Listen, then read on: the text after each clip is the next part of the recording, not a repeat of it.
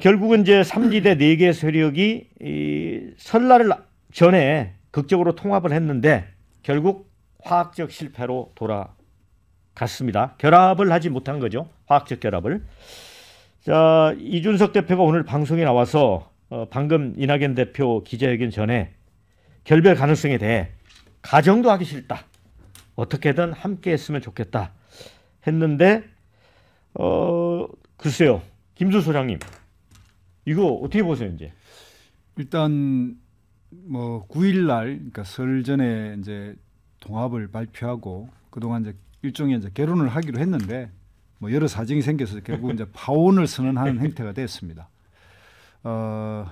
참 화학적 결합이 어려운 일이죠. 그런데 이제 이 문제의 핵심은 뭐냐면 이번 선거를 어떻게 치를 것인가에 대한 의견의 차이에서 시작됐다고 생각됩니다. 그러니까 누가 봐도 지금 제3지대를 이끌어서 국민들한테 희망을 주려고 하면 현재로 보면 이 30대에서 40대에 걸친 젊은 세대의 지향과 미래에 대한 이야기를 해야 되고 그런 측면에서 이준석 대표 중심으로 선거를 좀 끌어가야 하는데 이 부분에 대해서 만약에 공동대표란 이름으로 계속 합의만 요구하면서 이제 이 좀 더 파격적이면서 좀 신속하게 뭔가를 결정하는데 어렵다면 어쩔 수 없이 좀 권한을 이임해서 이런 부분을 좀 잘할 수 있는 사람에게 일종의 그 이임을 해서 좀 잘 처리할 수 있는 식으로 그 양보하는 이런 행태가 좀 필요한데 이걸 계속 합의 정신이라고 이야기를 해버리니까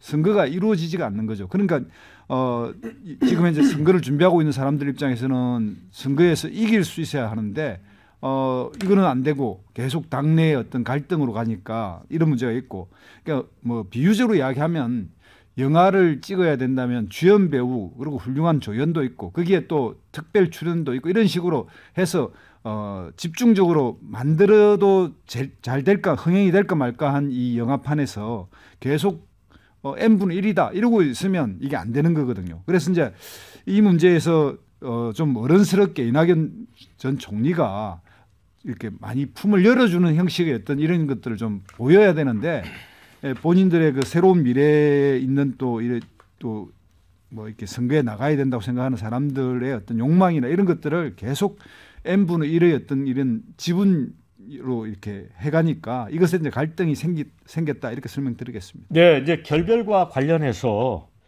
오늘 이낙연 대표가 그런 얘기를 했습니다. 신당 통합이 좌초된 거는 이준석이 나를 지우려고 기획했다. 이런 표현을 썼습니다. 그런데 이와 관련해서 이제 어제 김종민 최고위원이 공천관리위원장으로 김종인 비대위원장을 끌고 오기 위해 안건 통과를 강행했고 김종인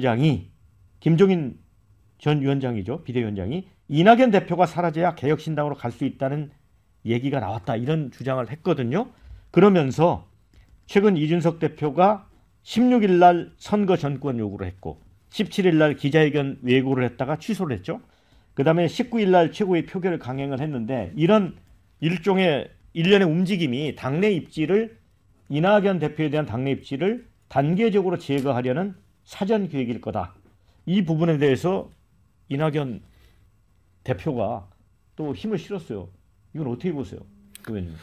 사실은 이제 어저께 김종민 의원이 전두환 얘기가 나오는 순간 이미 이제 헤어질 결심이 쓴 거 아닌가. 네. 뭐 그야말로 이준석 대표를 표현할 때 그야말로 기본적인 검도를 뛰어넘고 그다음에 끝나고 난 다음에 어쨌든 당명을 그 개혁신당이라고 했으면 개혁신당 내부의 이낙연 지지자들 이렇게 표현해야 되는데 새로운 미래 공보실 이런 식으로 표명했다는 것은 이미 갈라졌다고 봐야 되는 그 강력한 시그널이다라고 보여지고요.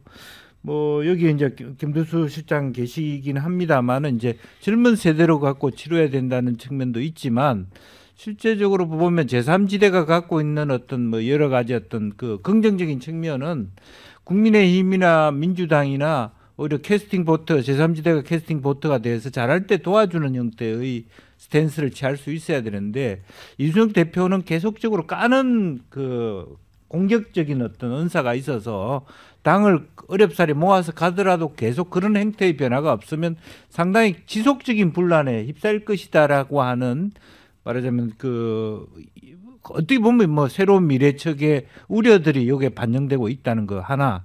또 하나는 앞으로 새로운 그러니까 두 번째 그동안에 6억이라는 돈을 만든 사람들이 누구냐.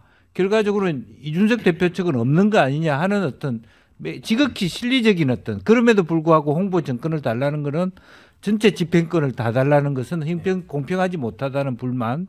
세 번째 지금 현재 판대로 보면은 호남이 들썩거리고 이재명 공천이 완전 사당화되면서 이낙연 쪽에 볼륨이 커질 가능성이 많다.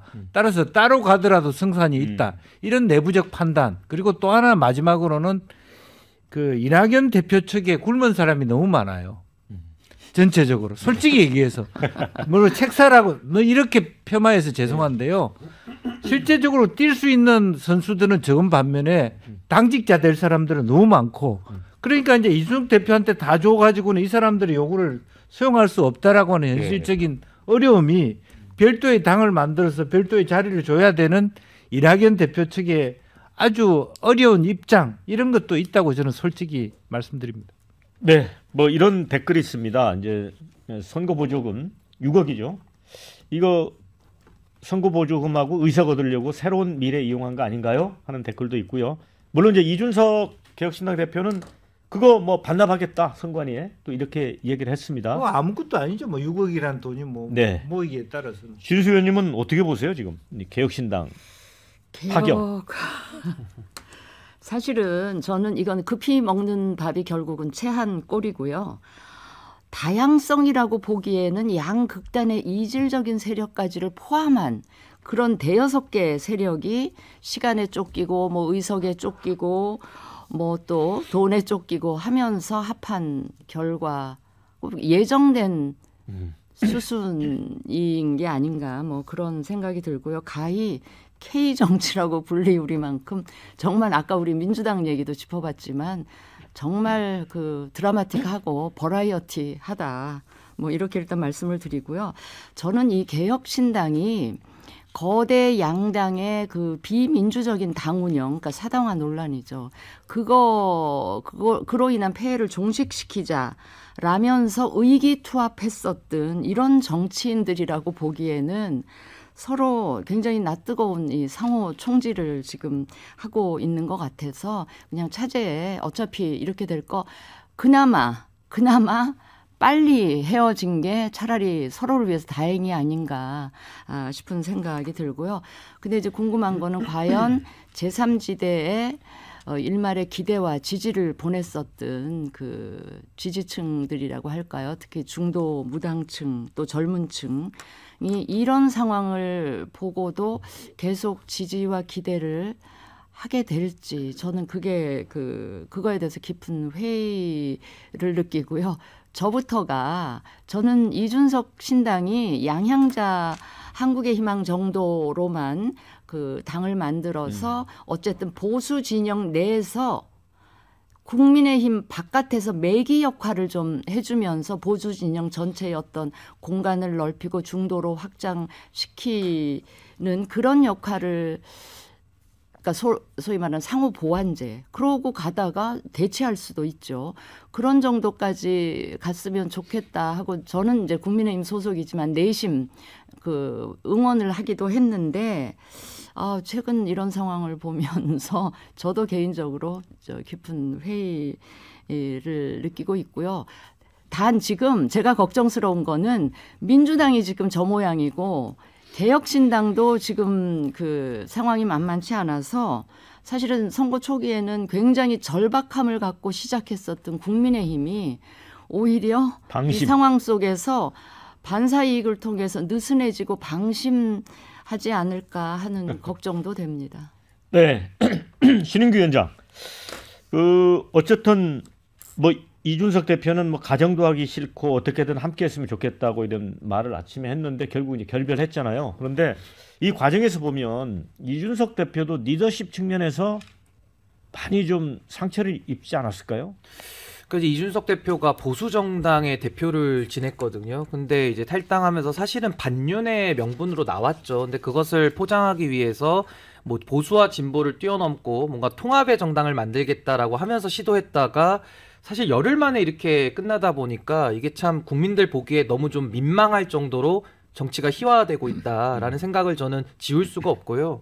이준석 대표 리더십을 아는 사람들은 이준석 대표 신당에 못 갑니다. 왜냐하면 그 리더십을 이미 경험해봤기 때문에 이번 이낙연 대표와의 이 결합이 열흘 만에 또 끝이 나지 않았습니까? 이 이준석 대표는 정치적으로는 저는 이제 신용불량 상태에 빠진 거 아니냐. 거의 정치적 저는 파산 상태에 들어갔다라고 저는 보고요.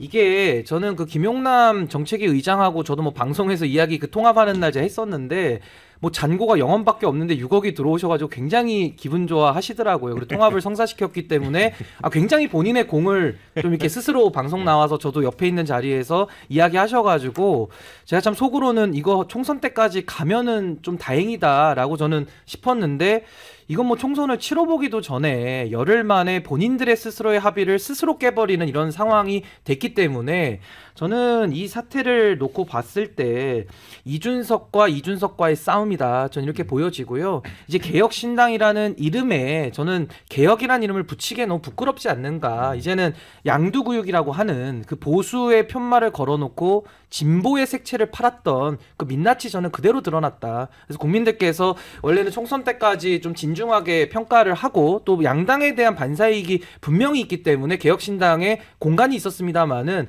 요번 이 11천하로 인해 가지고는 개혁신당이 상당히 좀 궁색해졌다. 전 이준석 대표 리더십에 상당한 상처를 입었다고 봅니다. 네. 제가 좀 반론 좀 하시죠. 예, 뭐 반론이라기보다는 좀 설명드려야 될 것은, 그러니까 사당화 논쟁이 있는데 이 사당화에서 양당은 그 당의 리더를 따르는 사람을 이제 공천하고 그 사람들로 당을 꾸릴 때는 사당하고요. 여기서 이제 이준석 대표는 뭘 이야기하냐면 당에서 선거 캠페인과 하고 정책 발표 그리고 이제 홍보 일부를 그 선거대책위원회가 꾸르기 전까지 신속하게 대응하자는 거거든요. 그러니까 총괄 선대위원장은 선거대책위원회가 발족이 하면 중심이 되는 거고 그 전에 이제 하는 거에서 뭐 선거의 정권을 달라고 이렇게 했던 건 약간 그 새로운 미래 쪽에서 좀 과도하게 요구한 거라는 걸 부풀려고 해서 그렇게 된 거지 실제 거기에 뭐 선거 정권을 달라 이런 게 있지도 않고요. 그리고 이제 문제는 뭐냐면 전원이 지도부를 포함한 전원이 지역구 출마를 의결하자는데 이것도 안 응하고 결국 뭐라고 붙이냐면 원칙적으로 찬성한다.